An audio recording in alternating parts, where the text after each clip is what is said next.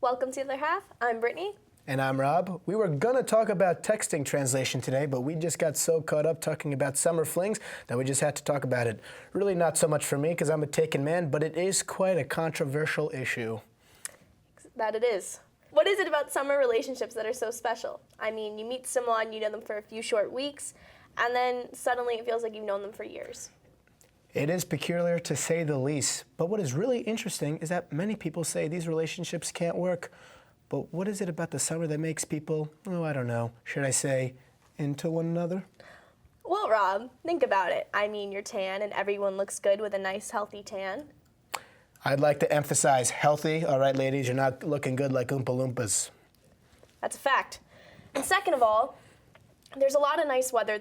Second of all, the nice weather and lack of schoolwork causes more people to go out and socialize with new people. And let's face it, people generally wear less clothing in the summer, and this shows off parts of their body that you may not have noticed, under a big sweater.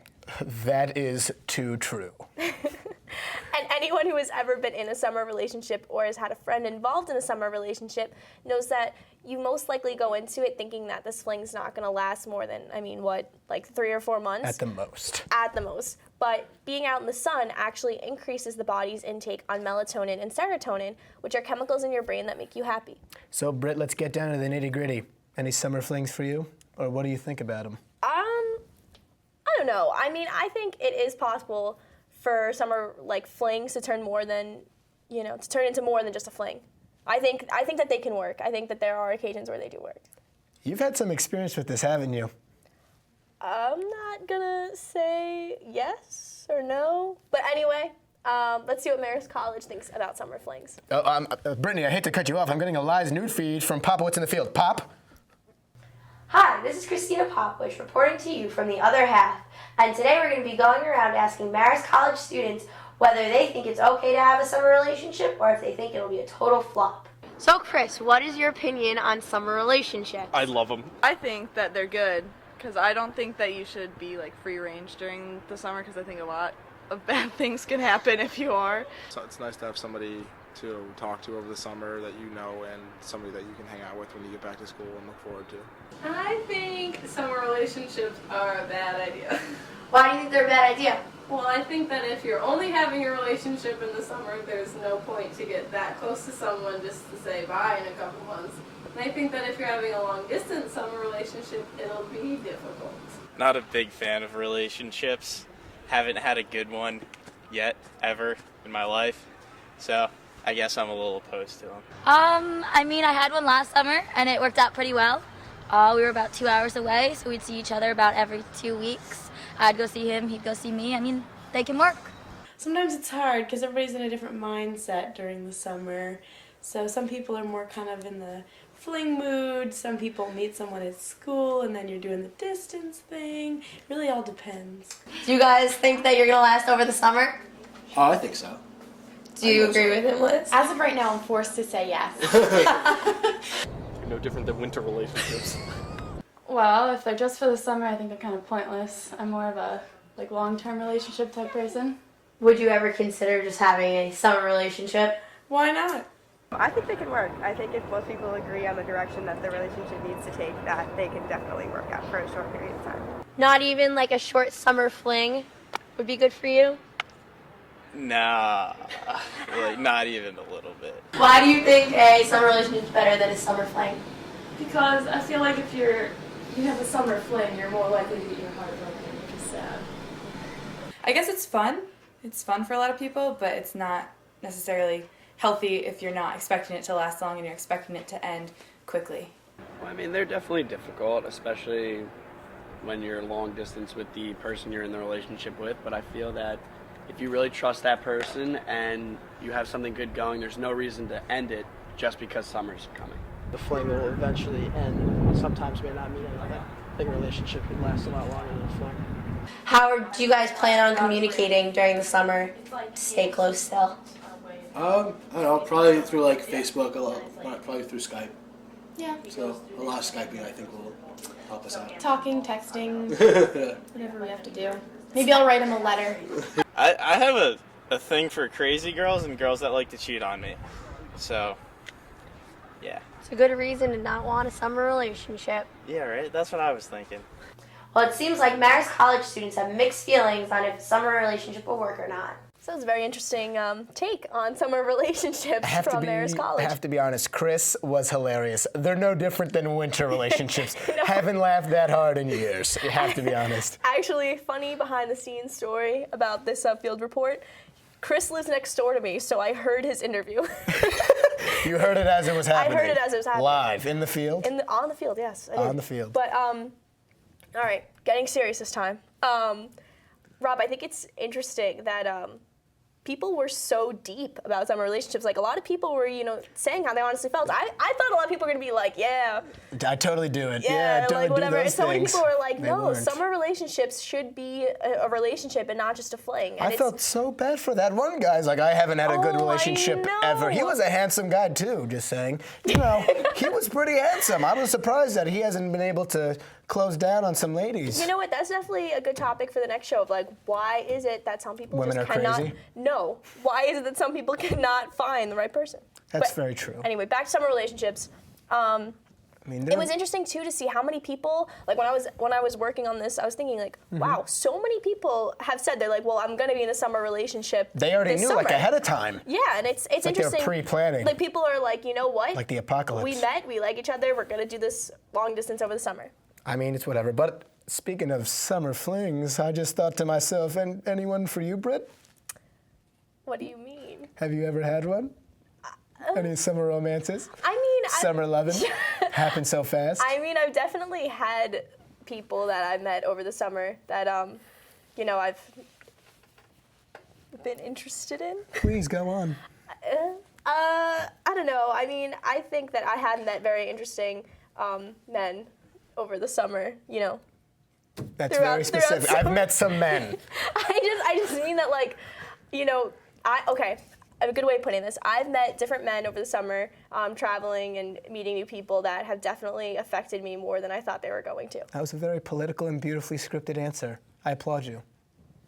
Anyway, we're gonna move on before I tell Marist College all of my personal life. So, Rob, let's put the pressure on you. How about you in summer romances? Well, if you have to ask, yes, there was this one girl when I was in Portugal. She was stunning, a perfect 10.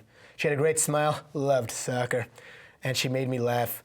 Best turkey and bacon sandwiches ever. Of course, she was a Victoria's Secret model. Rob, why have you never talked about her before? You've never asked. You're lying. No? No. Okay, this is the major problem with summer flings. Do not lie to try to impress a girl that you met on vacation because you think you'll never see her again. First of all, if you have to lie in order to make someone think you're interesting, then you need to rethink a lot about your life and your values. Brittany, first of all, you have to lie to girls to get with them, or else you're never gonna be any different from the other schmucks that hit on her. You have to separate yourself from the pack, Jablonski, all right? Okay, Rob, you just proved my point. If you, as a guy, have to, or, if you're a girl, this goes both ways. If you have to lie to someone else to pick them up, both ways. Nice. Anyway, if you have to lie to someone in order for them to be interested in you, why don't you take that useless time and put into something that's actually going to impress someone? Like a hobby. Instead of lying and being like, oh yeah, I play guitar. Why don't you go out and learn how to play guitar? Yeah, but if it's just a summer fling, it's probably temporary. So by the time you learn how to play guitar, some other guy's just gonna have lied to her and say, yeah, I did play guitar. And they're gonna be smooching and humping and dumping all the time while you just know how to play guitar. Then you know how to play guitar, Rob, and then you can pick up more girls besides this rando that I'm all about the all now right now. You don't know what tomorrow brings, all right? Right now, Okay, so you don't know what tomorrow brings. What if you meet this girl, you tell her you play guitar, whatever, and then, she really likes you. And then you don't know how to play guitar? And then, and then you told her all this series of lies, and she's like, wow, I really liked you, but now you're just a dumb liar. Easy. You break your hand for like 6 months, so like at least you can learn during that window of time. I've really thought these out pretty much. I've had a lot of experience, but that's just because I'm a genius. All right, Rob, you are just making excuses. And I mean, it may seem difficult to let go of someone when August rolls around, even if, they did lie to you and break your heart. But what is it, about August, It's like What is it summer, about that time? Yeah, it's like summer's ending. Now it's time to end this It's a magical fling. time, honestly, to be honest. Yeah, it is. It's like leading really it. is. I don't know.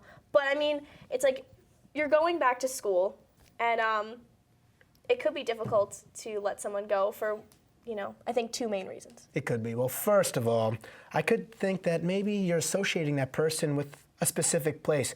Could just be your beach house, your favorite ice cream stand, or even an amusement park. And you'll think about all the things you did with that special someone. It could also be that you have so much free time and you devote it all to one person, and suddenly you're unbelievably into them, and because you're spending so much time with them that it seems as if you're falling head over heels in love, but unfortunately the flame usually goes out just as quickly as it ignites. This is so depressing, Britt. Don't worry, Rob. It gets better. It does? Yeah. Okay, so it's like they say, it's better to have loved and lost than to have never loved at all. It may be painful at first, but by the time you go back to school, you're back into the same routine of going out with all your single college friends. And on the even brighter side, you get to look back and think about the great person you met and all the great memories you had with them. That's very positive, Britt. I like that. Right? Good for you. I know, that was so This positive. little perky and positive with your life. I know, What are you thinking? so optimistic. Any flings for you this year, Britt? I mean, I don't know. Well, Marist, if you want to keep up with Brittany and I over this summer, just check out our Facebook page and we'll answer any questions you have, either about our relationships, our summer, or just our lives in general. I mean, I don't think anybody's going to ask us any questions about our lives. You'd be surprised. There are some people. Yeah, we actually do have we're starting a fan group of nice home basis, cream of the crop type of supporters. They're actually right outside right now. Hey, they're right there. So anyway, thanks for watching The Other Half. I'm Brittany Jelinski. And I'm Rob Carrera. You have a phenomenal summer, Marist.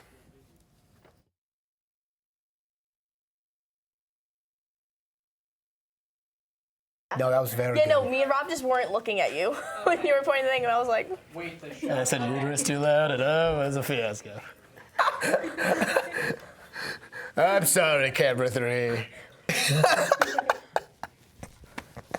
You're gonna pull through this. I look jacked. No. I've been working out. Fuck you. Wow. All right. You are getting written up this weekend. My pants have been off this entire recording. On that note, let's go get some ladies. All right. Drinks on me, guys. Darby's. Let's we go. always mention Darby's. Every time we film. We're going to Darby's? Let's do this thing. Oh my God, it's karaoke night tonight.